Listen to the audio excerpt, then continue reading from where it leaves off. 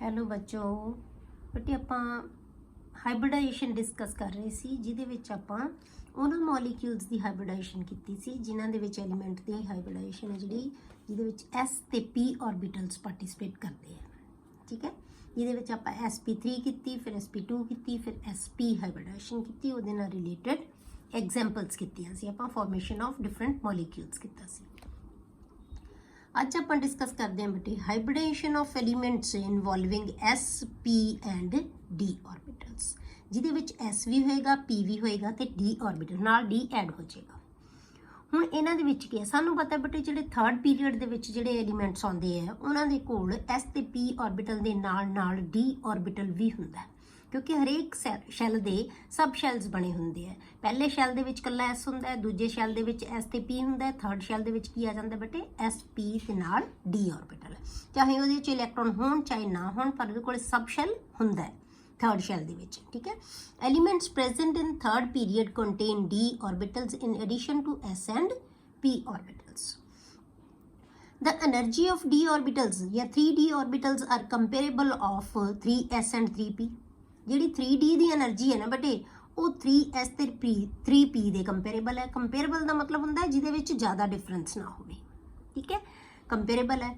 दूसरी चीज की है but and also to those of 4s and 4p orbitals, क्योंकि 3d ਦੀ એનર્ਜੀ ਹੈ ਨਾ ਜਿਹੜੀ ਇਹਨਾਂ ਦੇ ਕੰਪੈਰੀਟਿਵਲੀ ਜ਼ਿਆਦਾ ਹੁੰਦੀ ਹੈ, ਫਿਰ ਉਹ 4s ਤੇ 4p ਦੇ ਵੀ ਨਾਲ ਕੰਪੈਰੀਬਲ ਹੁੰਦੀ ਹੈ।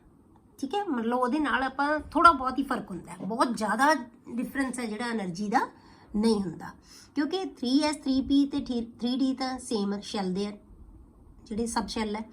ਇਹਦੀ એનર્ਜੀ ਲੈਵਲ ਘੱਟ ਹੁੰਦਾ ਹੈ, ਇਸਦਾ ਉਦੋਂ ਜ਼ਿਆਦਾ ਹੁੰਦਾ ਹੈ, ਇਹਦਾ ਉਹ ਤੋਂ ਜ਼ਿਆਦਾ ਹੁੰਦਾ ਹੈ, ਇਹਦਾ ਜ਼ਿਆਦਾ ਹੁੰਦਾ ਹੈ p ਦੇ ਕੰਪੈਰੀਟਿਵਲੀ, ਪਰ ਇਹਦੇ ਤੋਂ ਘੱਟ 4s ਦਾ ਹੁੰਦਾ ਸਾਨੂੰ ਪਤਾ ਹੈ। ਤੇ ਇਹਦਾ ਮਤਲਬ ਕੀ ਹੈ, 3d ਨੂੰ ਅਸੀਂ 3s ਨਾਲ ਵੀ ਕੰਪੇਅਰ ਕਰ ਸਕਦੇ ਹਾਂ, 3p ਨਾਲ ਵੀ ਕੰਪੇਅਰ ਕਰ ਸਕਦੇ ਹਾਂ, 4s ਨਾਲ ਵੀ ਕੰਪੇਅਰ ਕਰ ਸਕਦੇ ਹਾਂ ਤੇ 4p ਨਾਲ ਵੀ, ਕਿਉਂਕਿ 4s 3d ਤੋਂ ਪਹਿਲਾਂ ਆ ਜਾਂਦਾ ਹੈ, ਫਿਰ 3d ਤੋਂ ਬਾਅਦ 4p ਆਉਂਦਾ ਹੈ। ਇਸ ਕਰਕੇ ਨਾ ਚਾਰਾਂ ਆਰਬਿਟਲਸ ਦੇ ਨਾਲ ਆਪਾਂ એનર્ਜੀ ਨੂੰ ਕੰਪੇਅਰ ਕਰ ਸਕਦੇ ਹਾਂ। ਇਹਦਾ ਮਤਲਬ ਕੀ ਹੋਇਆ ਬੇਟੇ कि 3d ऑर्बिटल है ना ਜਿਹੜੇ ਇਹ ਹਾਈਬ੍ਰਿਡਾਈਜ਼ ਹੋ ਸਕਦਾ ਹੈ, 3s ਨਾਲ ਵੀ ਹੋ ਸਕਦਾ ਹੈ, p ਨਾਲ ਵੀ 3p ਨਾਲ ਵੀ ਹੋ ਸਕਦਾ ਹੈ, 4s ਨਾਲ ਵੀ ਹੋ ਸਕਦਾ ਹੈ ਤੇ 4p ਨਾਲ ਵੀ ਹੋ ਸਕਦਾ ਹੈ।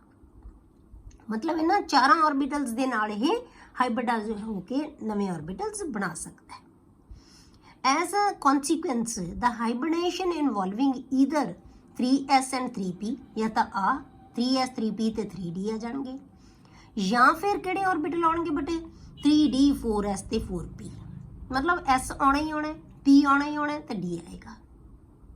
ਕਲੀਅਰ ਹੋ ਗਿਆ ਕਿ 3s 3p 3d ਵੀ ਹੋ ਸਕਦਾ ਹੈ, ਜਾਂ ਫਿਰ 3d 4s ਤੇ 4p ਆਰਬਿਟਲਸ ਇਹ ਆਪਸ 'ਚ ਬੇਟੇ ਕੰਬਾਈਨ ਹੋ ਕੇ ਇੰਟਰਮਿਕਸ ਹੋ ਕੇ ਤਾਂ ਹਾਈਬ੍ਰਿਡ ਆਰਬਿਟਲਸ ਬਣਾ ਸਕਦੇ। ਮਤਲਬ ਇਹਨਾਂ ਦੇ ਵਿੱਚ ਦੋ ਪੋਸੀਬਿਲਿਟੀਜ਼ ਹੈਗੀਆਂ।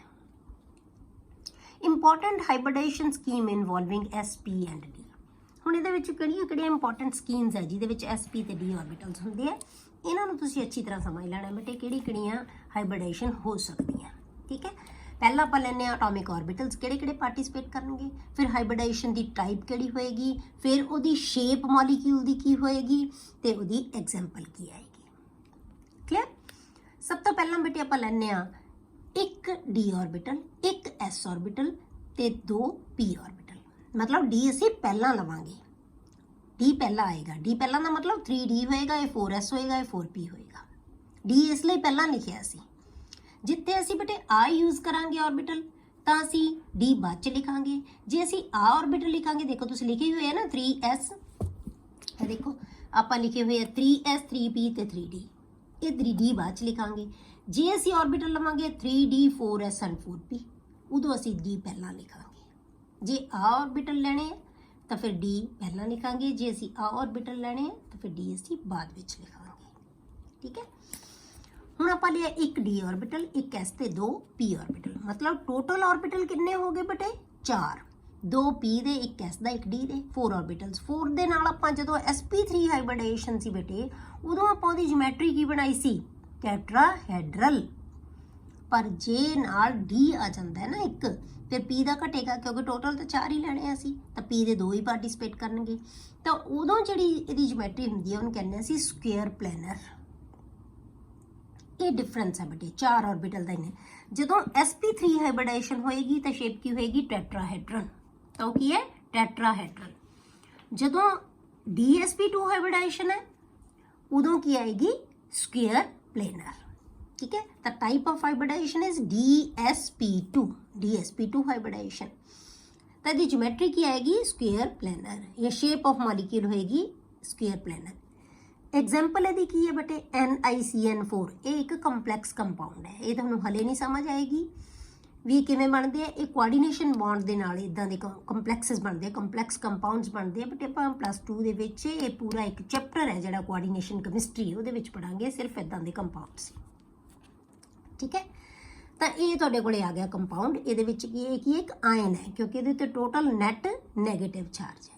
CN ਦੇ ਉੱਤੇ ਇੱਕ नैगेटिव चार्ज ਹੁੰਦਾ है, 4 CN ਇਹਦੇ ਨਾਲ ਅਟੈਚ ਹੋਏ ਹੋਏ, 4 ਨੈਗੇਟਿਵ, ਇਹਦੇ ਉੱਤੇ 2 पॉजिटिव, तो 2 पॉजिटिव बैलेंस हो गया, 2 नैगेटिव बाहर बच गया, ठीक है। तो ये कंपाउंड यदि एग्जाम्पल है।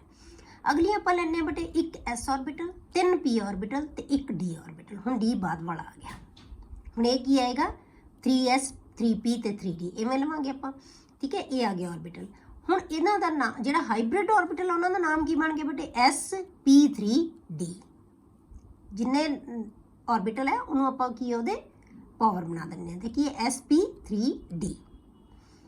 तो हुण इनू आपां sp3 हाइब्रिड ऑर्बिटल्स किन्ने बनणगे बेटे, जिन्ने पार्टिसिपेट कर रहे हैं, किन्ने कर रहे हैं, ये 5 कर रहे हैं, एक s दा 3 p दे एक d, ते ये sp3d हाइब्रिड ऑर्बिटल्स 5 बनणगे। ते पंजों अपने आप नूं किवें सैट कर लैणगे, ट्रिगोनल बाईपिरामिडल। 5 दी ज्योमेट्री की बनेगी ट्रिगोनल बाईपिरामिडल। इहदी एग्जाम्पल की है pf5 एंड pcl5। ये आपां वेस्पर थ्योरी दे विच कीतियां सी बेटे, VSEPR थ्योरी दे विच एग्जाम्पल आपां शेप्स कीतियां होईयां इहदियां सारियां। उस तो बाद आ गया उत्थे बेटे आपां सिर्फ नंबर लिया सी, मैं तुहानूं उत्थे भी कहा सी ना कि यह नंबर है जिहड़ा है ये की है टोटल ऑर्बिटल्स दा नंबर है जिहड़ा ये हाइब्रिडाइजेशन दा ही नंबर है, हाइब्रिड ऑर्बिटल्स दा ही नंबर है, सेम नंबर है, ठीक है। जे 5 नंबर आ जाता है हाइब्रिडाइजेशन दा या हाइब्रिड ऑर्बिटल्स दा, तो पंजों अपने आप नूं सैट करनगे ट्रिगोनल बाईपिरामिडल दे विच। ट्राइंगल एक प्लेन दे उत्ते, एक अबव दा प्लेन, एक बिलो दा प्लेन। उस तो बाद आ जाएगा जी आप d2 ले लांगे, फिर एक s दा 3 p दे ते 2 d दे, sp3d2 हाइब्रिडाइजेशन होगी। टोटल ऑर्बिटल किन्ने हो गए बेटे 6 हो गए। तो 6 ऑर्बिटल्स अपने आप नूं सैट करनगे तो की बनाउणगे स्क्वायर पिरामिडल। हुण ये 6 ऑर्बिटल दे नाल बेटे 2 तरह की ज्योमेट्री हो सकती है कि लोन पेयर हैगा या नहीं हैगा। जे तो लोन पेयर एक होया तो स्क्वायर पिरामिडल होएगी। ये हुण ये भी तुहाडे लई नवीं चीज़ नहीं है, ये भी आपां जिहड़ी VSEPR थ्योरी दे विच कीतियां होईयां। ये टोटल जदों किसी ज्योमेट्री इनू लैके जिवें BRF5 की ज्योमेट्री लैके तुसीं कैलकुलेट करोगे ना, उदों तुहानूं पता लगेगा कि लोन पेयर आएगा कि नहीं आएगा। पर जे लोन पेयर आ जाता है तो स्क्वायर प्लेनर पिरामिडल है, जे सारे बॉन्ड पेयर्स है उहदे विच लोन पेयर है नहीं तो फिर ऑक्टाहेड्रल है। 6 ऑर्बिटल दोनों दे विच ही हाइब्रिड ऑर्बिटल कितने है 6 है, ठीक है। तो 6 दे विचों जे 6 ते 6 बॉन्ड पेयर्स है तो वो ऑक्टाहेड्रल है, जे उहदे विच लोन पेयर है तो स्क्वायर पिरामिडल। हुण जिवें ऑक्टाहेड्रल वास्ते सिर्फ 6 है, जे हुण आपां इत्थे देखीए कि लोन पेयर आउंदा है कि नहीं, तो आपां की लैंदे बेटे s दा किन्ने है वैलेंस चार्ज इलैक्ट्रॉन 6, इहदे नाल attached species 6 plus 6 12 divided by 2 6 number आ गया। हुण 6 दे 6 ही की है बेटे बॉन्ड पेयर है, इस करके रेगुलर ज्योमेट्री होएगी तो ऑक्टाहेड्रल बन गया। ये 6 नंबर तो सानू दसेगा ही कि sp3d2 है, पर लोन पेयर नाल हैगा या नहीं हैगा तो कौन दसेगा, इत्थे बॉन्ड पेयर किन्ने बनाए हुए, यानी बॉन्ड किन्ने बनाए है 6 ने। हुण इहदे च देखिए आपां BR दे विच वैलेंस शेल च इलैक्ट्रॉन किन्ने हुंदे बेटे 7, ना स्पीशीज अटैच्ड किन्नी है 5, किन्ना हो गया 12 प्लस डिवाइडेड बाय 2 सॉरी तो कितना आ गया 6। तो इसका मतलब टोटल पेयर्स कितने हैं 6 है। जे टोटल पेयर 6 आ गए ना बेटे तो हाइब्रिडाइजेशन की होएगी sp3d2।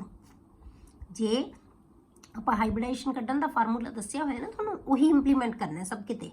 तो BRF5 की हाइब्रिडाइजेशन आपां किवें कैलकुलेट कीती कि आ आई है, आपां दस्सिया कि 7 वैलेंस शेल दे इलैक्ट्रॉन अटैच्ड स्पीशीज 5 तो डिवाइडेड बाय 2 करना है तो की आएगा नंबर 6। जे 6 नंबर आ गया ਤਾਂ ਇਹਦਾ ਮਤਲਬ 6 ਆਰਬਿਟਲ ਬਣਾਉਣੇ ਹੈ। ਇੱਕ S ਆਉਣਾ ਹੀ ਆਉਣਾ ਹੈ, 3 P ਆਉਣੇ ਹੀ ਹੈ, ਤੇ ਨਾਲ ਕਿੰਨੇ ਆ ਜਾਣਗੇ, ਜਿੰਨਾ ਬਚ ਕੇ ਉਹਨੇ D ਲਗਾ ਦਿਓ।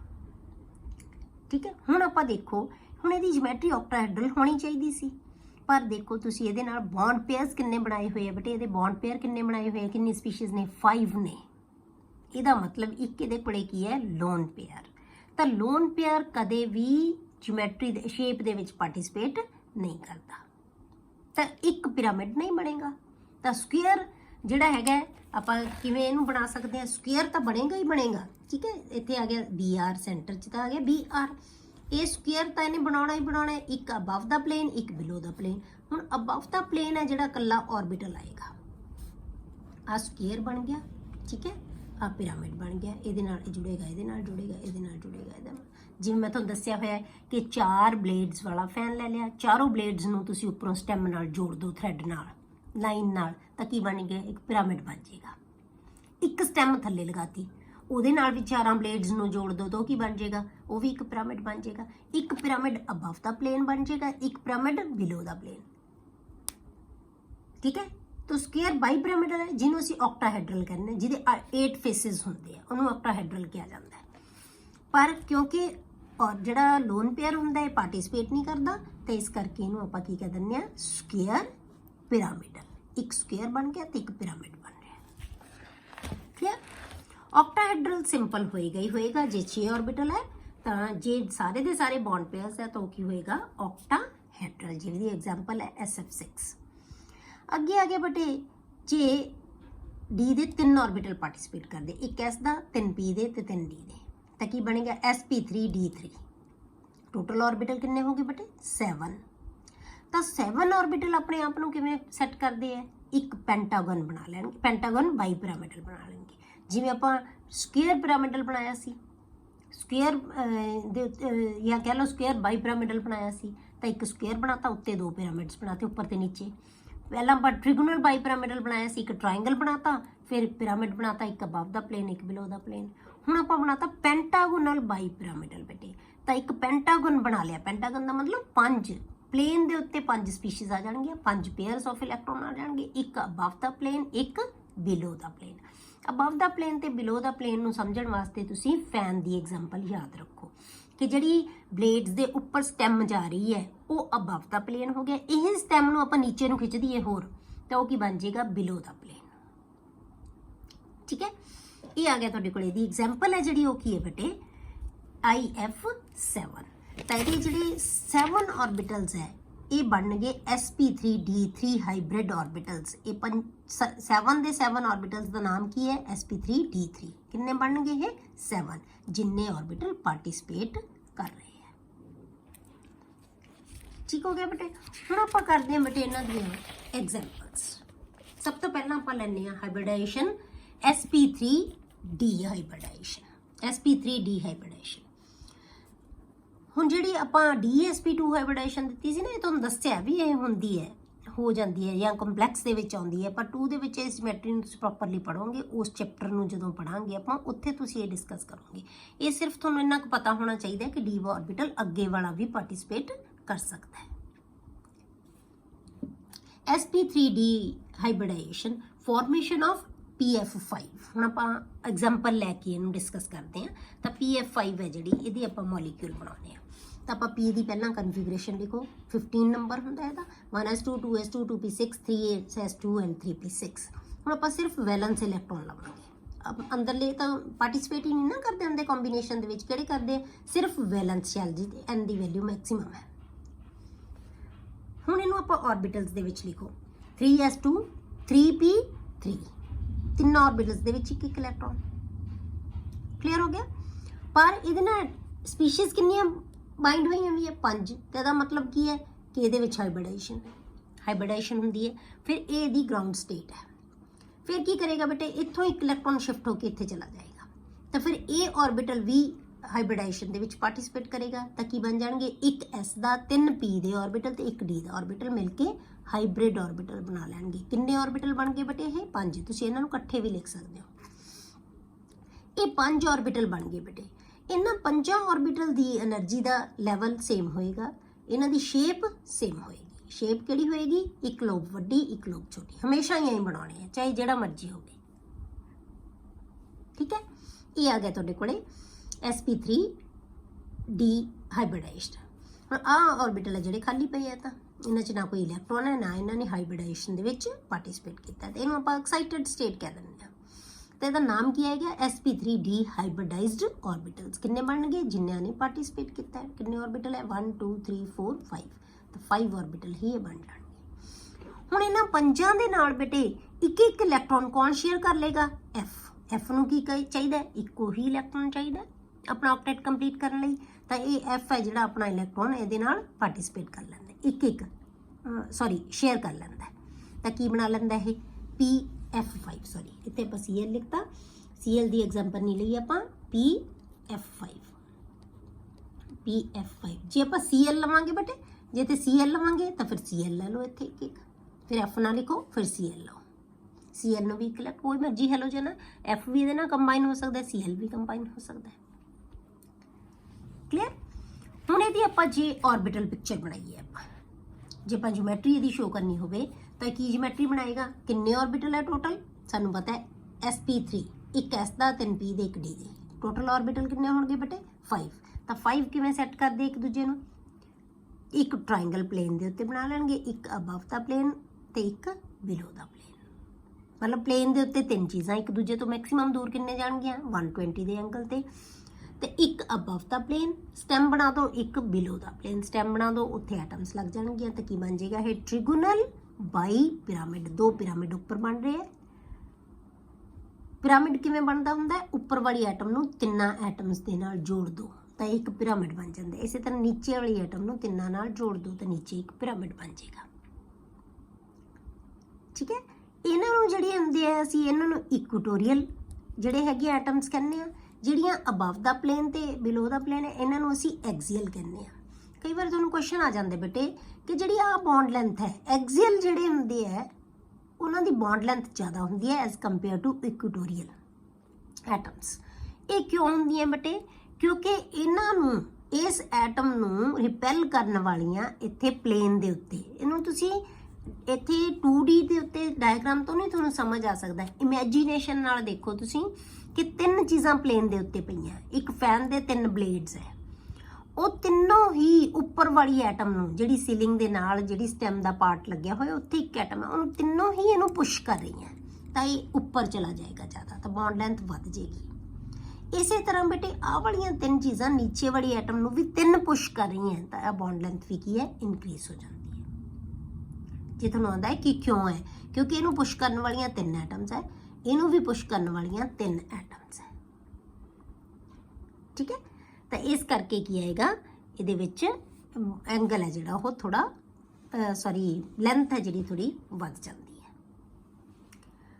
उस तो बाद आ गया बेटे sp3 sorry D2 hybridisation, sp3d2 hybridisation. हुण इहदी एग्जांपल आपां की लैनी है बेटे SF6, 6 ऑर्बिटल टोटल है, एक S दा 3 P दे ते 2 D दे, टोटल ऑर्बिट 6। आपां पहलां सल्फर दी ਇਹਦੇ ਵਿੱਚੋਂ ਸਲਫਰ ਦੀ ਆਪਾਂ ਐਗਜ਼ਾਮਪਲ ਲੈਣੀ, ਕਿਉਂਕਿ SF ਸਿੱਖ ਲਿਆ ਤਾਂ ਸਲਫਰ ਦੀ ਆਪਾਂ ਕਨਫੀਗਰੇਸ਼ਨ ਲਿਖਾਂਗੇ 1s2 2s2 2p6 3s2 and 3p4। ਹੁਣ ਆਪਾਂ ਕੀ ਲੈਣਾ ਬੇਟੇ, ਸਿਰਫ ਵੈਲੈਂਸ ਸ਼ੈਲ। ਹੁਣ ਵੈਲੈਂਸ ਸ਼ੈਲ ਦੇ ਵਿੱਚ ਜਿਹੜੀ ਆਪਾਂ ਆਰਬਿਟਲ ਲਓ 3s 3p ਤੇ 3d, ਇਹਦੇ ਕੋਲ ਜਦੋਂ ਵੀ 3 ਸ਼ੁਰੂ ਹੋ ਗਿਆ ਤਾਂ ਇਹਦਾ ਮਤਲਬ 3d ਹੈਗਾ, ਚਾਹੇ ਉਹ ਯੂਜ਼ ਹੋ ਰਿਹਾ ਚਾਹੇ ਨਹੀਂ ਹੋਇਆ, ਹੈ ਤਾਂ ਸਹੀ ਨਾ, ਉਹਦੇ ਕੋਲੇ ਵੇਕੈਂਟ ਪਏ ਆ orbital. 3s 3p and 3d, 3d ਦੇ ਕਿੰਨੇ ਹੁੰਦੇ 5 ऑर्बिटल्स, p ਦੇ ਕਿੰਨੇ ਹੁੰਦੇ 3 orbitals and s the 1 orbital. s ਦੇ ਵਿੱਚ 2 ਇਲੈਕਟ੍ਰੋਨ ਹੈ, p ਦੇ ਵਿੱਚ 4 ਇਲੈਕਟ੍ਰੋਨਸ ਹੈ, 1 2 3 and 4, ਪਹਿਲੇ ਦੇ ਵਿੱਚ ਪੇਅਰਡ ਇਲੈਕਟ੍ਰੋਨ ਹੈ। ਹੁਣ ਆਪਣੇ ਕੋਲੇ 6 ਐਟਮਸ ਇਹਦੇ ਨਾਲ ਅਟੈਚਡ ਹੈ, ਤਾਂ ਇਹਦਾ ਮਤਲਬ ਕਿ ਇਹ 2 ਇੱਥੋਂ ਇਲੈਕਟ੍ਰੋਨ ਮੂਵ ਕਰਕੇ d 'ਚ ਚਲੇ ਜਾਣਗੇ, ਕਿਉਂਕਿ ਇਹਦੇ ਕੋਲ ਆਰਬਿਟਲ ਖਾਲੀ ਪਏ ਹੈ, ਕੰਟੇਨਰ ਤਾਂ ਇਹਦੇ ਕੋਲੇ ਹੈਗੇ ਆ ਨਾ ਖਾਲੀ ਜਿਹਦੇ 'ਚ ਇਲੈਕਟ੍ਰੋਨ ਜਾ ਸਕਦੇ ਆ, ਤਾਂ ਇਹ ਆਪਣੇ 2 ऑर्बिटल ਹੈ ਜਿਹੜੇ ਉਹ ਯੂਜ਼ ਕਰ ਲੇਗਾ। ਤਾਂ ਹੁਣ ਇੱਕ S ਦਾ 3 P ਦੇ ਤੇ 2 D ਦੇ ਪਾਰਟਿਸਿਪੇਟ ਕਰਨਗੇ, ਤਾਂ ਇਹ ਐਕਸਾਈਟਡ ਸਟੇਟ ਆ ਜਾਏਗੀ ਜਿਹਨੂੰ ਅਸੀਂ ਕਹਿੰਦੇ ਆ sp3d2 ਹਾਈਬ੍ਰਿਡਾਈਜ਼ਡ ऑर्बिटल्स।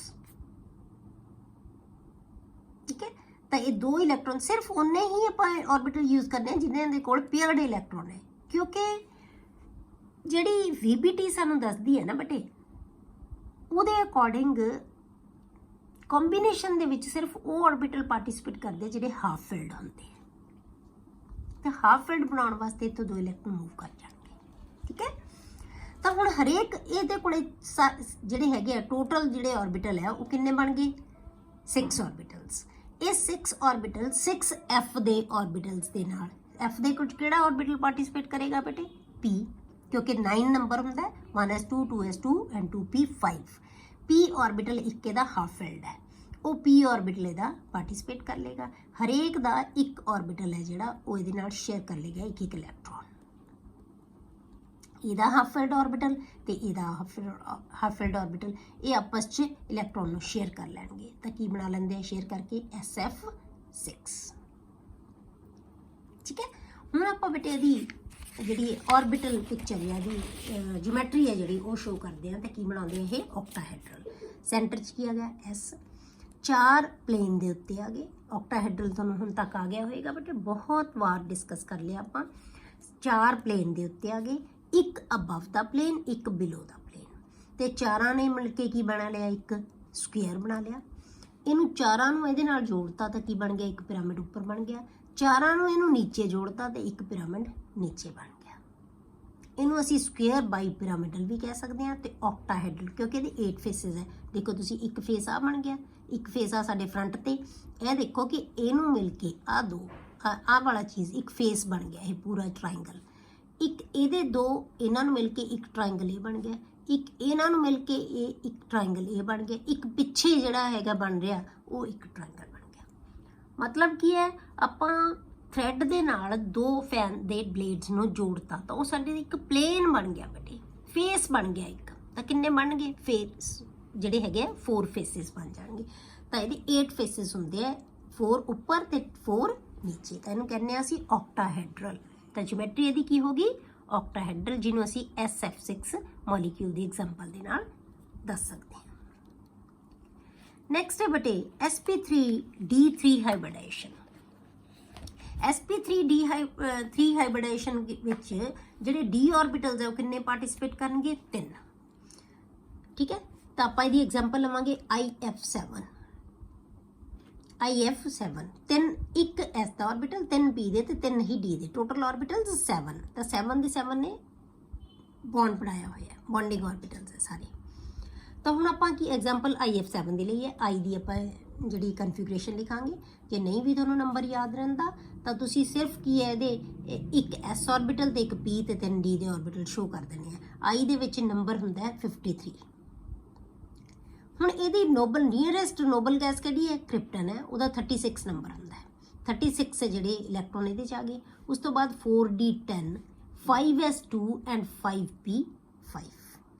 ਹੁਣ ਆਪਾਂ ਸਿਰਫ ਵੈਲੈਂਸ ਸ਼ੈਲ ਲੈਣਾ, ਤਾਂ ਕੀ ਹੈ 4s2 ਐਂਡ 4p। ਹੁਣ ਇਹ ਆਪਣੇ ਨਾਲੋਂ 4d, ਜਿਵੇਂ ਆਪਾਂ ਉੱਥੇ ਐਗਜ਼ਾਮਪਲ ਕੀਤੀ ਸੀ ਨਾ ਕਿ 3d ਹੈ ਜਿਹੜਾ ਉਹ 3p ਤੇ 3s ਵੀ ਯੂਜ਼ ਕਰ ਸਕਦਾ ਹੈ ਤੇ 4s ਤੇ 4p ਵੀ ਯੂਜ਼ ਕਰ ਸਕਦਾ, ਦੋਨੋਂ ਕਰ ਸਕਦਾ ਨਾ। ਹੁਣ ਇਹਦਾ ਮਤਲਬ 5s ਤੇ 5p ਕਿਹੜੇ ਯੂਜ਼ ਕਰਦਾ ਹੈ, 4d ਵੀ ਕਰ ਸਕਦਾ ਹੈ ਤੇ 5d ਵੀ ਕਰ ਸਕਦਾ ਹੈ। ਠੀਕ ਹੈ, ਇਹ ਦੋਨੋਂ 4s ਇੱਥੋਂ 4d ਵੀ ਕਰ ਸਕਦਾ ਹੈ, ਇਹ 5, ਪਰ ਇਹਦਾ 4d ਤਾਂ ਕੰਪਲੀਟਲੀ ਫਿਲਡ ਹੈ, ਇਹ ਤਾਂ ਯੂਜ਼ ਨਹੀਂ ਕਰ ਸਕਦਾ। ਇਹਦਾ ਮਤਲਬ ਕੀ ਕਰੇਗਾ, ਇਹ ਆਪਣੇ ਤੋਂ ਅਗਲੇ ਵਾਲੇ ਖਾਲੀ ਹੈ ਜਿਹੜੇ ਆਰਬਿਟਲ ਉਹ ਯੂਜ਼ ਕਰ ਸਕਦਾ, ਉਹਦੇ ਕੋਲੇ ਵੇਕੈਂਟ ਪਈ ਹੈ। ਕਿਉਂਕਿ ਜੇ 5 ਸ਼ੁਰੂ ਹੋ ਗਿਆ ਤਾਂ ਇਹਦਾ ਮਤਲਬ 5s 5p ਤੇ 5d ਵੀ ਪਿਆ ਨਾ ਖਾਲੀ, ਇਹਦੇ ਕੋਲ ਤਾਂ 5f ਵੀ ਪਿਆ, ਪਰ ਉਹ ਸਾਨੂੰ ਲੋੜ ਨਹੀਂ ਕਿਉਂਕਿ ਇਹਨੇ ਜਿੰਨੇ ਫालतू ਇਲੈਕਟ੍ਰੋਨ ਕਿੰਨੇ ਆ ਇਹਦੇ ਕੋਲੇ ਸਿਰਫ 3, ਤਾਂ 3 ਕਿੱਥੇ ਜਾ ਸਕਦੇ d 'ਚ ਹੀ ਜਾ ਸਕਦੇ, f ਦੀ ਤਾਂ ਲੋੜ ਹੀ ਨਹੀਂ ਇਹਨੂੰ, ਪਿਆ ਵੇਕੈਂਟ ਉਹ ਵੀ ਹੈ ਇਹਦੇ ਕੋਲੇ। ਕਲੀਅਰ? ਤਾਂ ਹੁਣ ਕੀ ਹੋਏਗਾ ਬੇਟੇ ਕਿ 3s ਦੇ ਵਿੱਚ ਕਿੰਨੇ ਨਾ 5s ਦੇ ਵਿੱਚ ਕਿੰਨੇ ਇਲੈਕਟ੍ਰੋਨ 2, 5p ਦੇ ਵਿੱਚ ਕਿੰਨੇ 5 ਇਲੈਕਟ੍ਰੋਨ, ਇੱਕੋ ਹੀ ਇਲੈਕਟ੍ਰੋਨ ਅਨਪੇਅਰਡ ਹੈ, ਪਰ ਇਹਦੇ ਨਾਲ ਤਾਂ ਬੌਂਡ ਕਿੰਨਿਆਂ ਨੇ ਬਣਾਏ ਹੋਏ 7 ਨੇ। ਇਹਦਾ ਮਤਲਬ ਇੱਥੋਂ 3 ਇਲੈਕਟ੍ਰੋਨ ਜਿਹੜੇ ਪੇਅਰਡ ਹੈ ਉਹ ਮੂਵ ਕਰਕੇ 3d ਦੇ ਵਿੱਚ ਚਲੇ ਜਾਣਗੇ। ਇਹਦੀ ਗਰਾਊਂਡ ਸਟੇਟ ਹੈ, ਪਰ ਜਦੋਂ ਅਸੀਂ ਐਕਸਾਈਟਡ ਸਟੇਟ ਲਿਖਾਂਗੇ ਉਦੋਂ ਇਹ ਜਿਹੜੇ 7 ਦੇ 7 ਜਿਹੜੇ ਆਰਬਿਟਲਸ ਹੈ ਉਹ ਕੀ ਹੈ ਹਾਈਬ੍ਰਿਡਾਈਜ਼ਡ ਹੋ ਜਾਂਦੇ ਹੈ, ਹਾਈਬ੍ਰਿਡਾਈਜੇਸ਼ਨ ਦੇ ਵਿੱਚ ਪਾਰਟਿਸਿਪੇਟ ਕਰ ਲੈਂਦੇ ਆ। ਤਾਂ ਹਾਈਬ੍ਰਿਡਾਈਜ਼ਡ ਹੋ ਕੇ ਕੀ ਹੈ ਇਹ ਹਾਈਬ੍ਰਿਡ ਆਰਬਿਟਲਸ ਬਣਾ ਲੈਣਗੇ, ਜਿਨ੍ਹਾਂ ਨੂੰ ਅਸੀਂ ਕਹਿੰਦੇ ਆ sp3d3 ਹਾਈਬ੍ਰਿਡਾਈਜ਼ਡ ਆਰਬਿਟਲਸ। ਕਿੰਨੇ ਬਣਨਗੇ ਬੇਟੇ ਇਹ ਜਿੰਨੇ ਪਾਰਟਿਸਿਪੇਟ ਕਰ ਰਹੇ ਹੈ, ਤਾਂ ਇਹ 7 ਪਾਰਟਿਸਿਪੇਟ ਕਰ ਰਹੇ ਤੇ 7 ਆਰਬਿਟਲ ਹੀ ਇਹ ਬਣਨਗੇ। ਤੇ 7 ਦੇ 7 ਦਾ ਕਿਉਂਕਿ એનર્ਜੀ ਲੈਵਲ ਸੇਮ ਹੈ ਤਾਂ ਸਾਰਿਆਂ ਦੇ ਵਿੱਚ ਕੀ ਆ ਜਾਏਗਾ, ਇੱਕ ਇੱਕ ਇਲੈਕਟ੍ਰੋਨ ਆਏਗਾ, ਕਿਉਂਕਿ ਜੇ એનર્ਜੀ ਲੈਵਲ ਸੇਮ ਹੁੰਦਾ ਹੈ ਤਾਂ ਉਦੋਂ ਤੱਕ ਪੇਅਰਿੰਗ ਸਟਾਰਟ ਨਹੀਂ ਹੋ ਜਾਂਦੀ ਜਦੋਂ ਤੱਕ ਸਾਰਿਆਂ ਦੇ ਵਿੱਚ ਸਿੰਗਲੀ ਆਕੂਪਾਈਡ ਉਹ ਨਹੀਂ ਹੋ ਜਾਂਦੇ। ਠੀਕ ਹੈ, ਤਾਂ 7 ਦੇ 7 ਦੇ ਵਿੱਚ ਇੱਕ ਇੱਕ ਇਲੈਕਟ੍ਰੋਨ ਚਲਾ ਜਾਂਦਾ ਹੈ। ਹੁਣ ਇਹਨਾਂ 7 ਦੇ ਹਾਫ ਫਿਲਡ ਆਰਬਿਟਲਸ ਦੇ ਨਾਲ ਜਿਹੜੇ F ਦਾ ਇੱਕ ਇੱਕ ਇਲੈਕਟ੍ਰੋਨ ਚਾਹੀਦਾ ਇਹਨਾਂ ਨੂੰ, ਇਹਦਾ ਆਰਬਿਟਲ ਹੈ ਜਿਹੜਾ ਉਹ ਇਹਦੇ ਨਾਲ ਸ਼ੇਅਰ ਕਰ ਲੇਗਾ ਇਲੈਕਟ੍ਰੋਨ। ਤਾਂ ਹਰੇਕ F ਹੈ ਜਿਹੜਾ 7 ਦੇ 7 F ਹੈ ਜਿਹੜੇ ਹਰੇਕ ਆਰਬਿਟਲ ਜਿਹੜਾ I ਦਾ ਹੈ ਉਹਦੇ ਨਾਲ ਸ਼ੇਅਰ ਕਰ ਲੈਣਗੇ ਆਪਣਾ ਆਪਣਾ ਇਲੈਕਟ੍ਰੋਨ ਆਰਬਿਟਲ, ਓਵਰਲੈਪ ਕਰ ਲੈਣਗੇ। ਤਾਂ ਨਾਲ ਕੀ ਬਣ ਗਿਆ ਤੁਹਾਡੇ ਕੋਲੇ IF7। ਹੁਣ ਜੇ ਆਪਾਂ ਇਹਦੀ ਜਿਓਮੈਟਰੀ ਸ਼ੋ ਕਰਨੀ ਹੋਵੇ ਤਾਂ ਕੀ ਹੈ, ਹੁਣ ਆਪਾਂ ਪਹਿਲਾਂ ਟ੍ਰਿਗੋਨਲ ਬਾਈਪਿਰਾਮਿਡਲ 'ਚ ਟ੍ਰਾਇੰਗਲ ਬਣਾਇਆ ਸੀ ਵਿਚਾਲੇ, ਫਿਰ ਸਕੁਅਰ ਪਿਰਾਮਿਡਲ ਬਾਈਪਿਰਾਮਿਡਲ 'ਚ 2 ਜਿਹੜੇ ਸਕੁਅਰ ਬਣਾਇਆ ਸੀ ਵਿਚਾਲੇ। ਹੁਣ ਆਪਾਂ ਕੀ ਬਣਾਉਣਾ, ਪੈਂਟਾਗਨ ਬਣਾਉਣਾ ਵਿੱਚ। ਪਹਿਲਾਂ 3 ਐਟਮ ਸੀ, ਫਿਰ 4 ਆ ਗਏ, ਹੁਣ 5 ਆ ਗਏ। 5 ਐਟਮਸ ਆਪਾਂ ਪਲੇਨ ਦੇ ਉੱਤੇ ਬਣਾ ਲਈਆਂ, ਮਤਲਬ 5 ਬਲੇਡਸ ਵਾਲਾ ਫੈਨ ਲੈ ਲਿਆ, ਇੱਕ ਸਟੈਮ ਅਬਵ ਦਾ ਪਲੇਨ, ਇੱਕ ਸਟੈਮ ਬਿਲੋ ਦਾ ਪਲੇਨ। ਹੁਣ 5 ਨੂੰ ਆਪਾਂ ਇਹਦੇ ਨਾਲ ਜੋੜਤਾ, ਜਦੋਂ ਅਸੀਂ 5 ਬਲੇਡਸ ਨੂੰ ਜੋੜਤਾ ਇਹਦੇ ਨਾਲ ਤਾਂ ਕੀ ਬਣ ਗਿਆ ਬੇਟੇ, ਇੱਕ ਪਿਰਾਮਿਡ ਬਣ ਗਿਆ। ਇਸੇ ਤਰ੍ਹਾਂ ਇੱਕ ਪਿਰਾਮਿਡ ਨੀਚੇ ਬਣ ਜਾਏਗਾ, ਇਹਦੇ ਹਰੇਕ 5 ਨਾਲ ਜੋੜ ਦੇ, ਇਹਦੇ ਨਾਲ ਜੋੜਤਾ, ਦੂਸਰੇ ਨਾਲ, ਇਹ ਤੀਸਰੇ ਨਾਲ, ਠੀਕ ਹੈ, ਇਹ ਚੌਥੇ ਨਾਲ ਤੇ ਇਹ 5ਵੇਂ ਨਾਲ। ਇਹ ਆਪਾਂ ਪਹਿਲਾਂ ਹੀ ਜੋੜਤਾ ਸੀ, 5 ਨਾਲ ਜੋੜਾਂਗੇ ਆਪਾਂ, ਠੀਕ ਹੈ। ਇਹਦੇ ਨਾਲ ਵੀ ਜੁੜੇਗਾ, ਇਹਦੇ ਨਾਲ ਵੀ ਜੁੜੇਗਾ, ਇਹਦੇ ਨਾਲ ਵੀ, ਇਹਦੇ ਨਾਲ ਵੀ, ਨਾ ਇਹਦੇ ਨਾਲ ਨਹੀਂ, ਉੱਪਰ ਨਾਲ ਨਹੀਂ, ਨੀਚੇ ਸਿਰਫ ਬਲੇਡਸ ਨਾਲ। ਬਲੇਡਸ ਆ 5 ਹੈ ਇਹਨਾਂ ਨਾਲ, ਠੀਕ ਹੈ, ਸਾਰਿਆਂ ਨਾਲ। ਇੱਥੋਂ ਇਹ ਤੇ ਇਹ 5 ਨਾਲ ਜੁੜ ਕੇ ਇੱਕ ਪਿਰਾਮਿਡ ਕਿੱਥੇ ਬਣ ਗਿਆ, ਨੀਚੇ, ਠੀਕ ਹੈ। ਤਾਂ ਇਹਨੂੰ ਆਪਾਂ ਕਹਿੰਦੇ ਆ ਪੈਂਟਾਗੋਨਲ ਬਾਈ ਪਿਰਾਮਿਡਲ ਜਿਓਮੈਟਰੀ, ਠੀਕ ਹੈ। ਤਾਂ ਆਪਾਂ ਪੈਂਟਾਗਨ ਬਣਾਉਣਾ ਕਿਵੇਂ ਹੈ ਬੇਟੇ, ਇੱਥੇ ਆਪਾਂ ਲਿਖ ਲਿਆ I। ਤਾਂ 5 ਆਪਾਂ ਜਿਹੜੇ ਪੇਅਰ ਬਣਾਉਣੇ, ਜਿੱਧਰ ਮਰਜ਼ੀ ਤੁਸੀਂ ਬਣਾ ਸਕਦੇ ਆ, 5 ਪੇਅਰ ਆਪਾਂ ਸ਼ੋ ਕਰਨੇ ਆ, ਠੀਕ ਹੈ। ਇਹ ਹੋ ਗਏ 4 ਤੇ ਇਹ ਹੋ ਗਿਆ 5 ਬਣਾ ਲਿਆ ਆਪਾਂ 5, ਠੀਕ ਹੈ। ਇੱਥੇ ਸ਼ੋ ਕਰ ਲਓ, ਇਹ ਆ ਗਿਆ ਤੁਹਾਡੇ ਕੋਲੇ ਇੱਕ ਪੇਅਰ ਬਣ ਗਿਆ, ਇਹ ਪੈਂਟਾਗਨ ਬਣ ਗਿਆ। ਇਹ ਕਿੱਥੇ ਹੈ ਬੇਟੇ, ਪਲੇਨ ਦੇ ਉੱਤੇ। ਹੁਣ ਇੱਕ ਐਟਮ ਹੈ ਜਿਹੜੀ ਉਹ ਪਲੇਨ ਦੇ ਅਬਵ ਹੈ, F ਇੱਥੇ ਆ ਜਾਏਗਾ, ਇੱਕ ਆ ਜਾਏਗਾ ਪਲੇਨ ਦੇ ਬਿਲੋ। ਹੁਣ ਇਹ 5 F ਇਹਦੇ ਨਾਲ ਅਟੈਚ ਹੋ ਗਏ, ਆ 5 ਫੈਨ ਦੇ ਬਲੇਡਸ ਹੈ, ਠੀਕ ਹੈ। ਇੱਥੇ ਸਾਰਿਆਂ ਕੋਲ ਕੀ ਹੈ, F। ਹੁਣ ਇਹ ਜਿਹੜੇ ਹੈਗੇ ਆ ਆਪਸ ਦੇ ਵਿੱਚ ਜਦੋਂ ਅਟੈਚ ਹੋਣਗੇ ਤਾਂ ਪਿਰਾਮਿਡ ਬਣਾਉਂਦੇ ਆ। ਇਹਦੇ ਨਾਲ ਜੁੜ ਗਿਆ ਇਹ, ਇਹਦੇ ਨਾਲ ਜੁੜ ਗਿਆ ਇਹ, ਇਹਦੇ ਨਾਲ ਤੇ ਇਹਦੇ ਨਾਲ, ਇਹ ਇੱਕ ਪਿਰਾਮਿਡ ਹੈ। ਇਹ 5 ਫੇਸਿਸ ਵਾਲਾ ਪਿਰਾਮਿਡ ਬਣ ਗਿਆ। ਇਸੇ ਤਰ੍ਹਾਂ ਇਹਦਾ ਆਏਗਾ, ਇੱਥੇ ਵੀ ਜੁੜੇਗਾ, ਇਹਦੇ ਨਾਲ ਵੀ ਜੁੜੇਗਾ, ਇਹਦੇ ਨਾਲ ਵੀ ਜੁੜੇਗਾ, ਇਹਦੇ ਨਾਲ ਵੀ ਜੁੜੇਗਾ ਤੇ ਇਹਦੇ ਨਾਲ ਵੀ ਜੁੜ ਗਿਆ, ਇੱਥੇ ਵੀ F ਹੈ। ਤਾਂ ਇਹ ਕੀ ਬਣ ਜਾਣਾ ਹੈ, ਜਿਹੜਾ ਆਏਗਾ ਤੁਹਾਡੇ ਕੋਲੇ ਬਾਈ ਪਿਰਾਮਿਡਲ, ਪੈਂਟਾਗੋਨਲ ਬਾਈ ਪਿਰਾਮਿਡਲ। ਇਹ ਆ ਗਈਆਂ ਬੇਟੇ ਤੁਹਾਡੇ ਕੋਲੇ ਹਾਈਬ੍ਰਿਡਾਈਜੇਸ਼ਨਸ ਸਾਰੇ ਤਰ੍ਹਾਂ ਦੀਆਂ, ਜਿਹਦੇ ਵਿੱਚ ਆਪਾਂ S ਤੇ P ਵਾਲੇ ਕੀਤੇ, ਫਿਰ ਆਪਾਂ ਕੀਤੇ S P ਤੇ D ਵਾਲੇ। ਇਹ ਹੁਣ ਤੁਹਾਨੂੰ ਮੈਨੂੰ ਲੱਗਦਾ ਵੀ ਸਾਰੀ ਸਮਝ ਆ ਗਈ ਹੋਏਗੀ।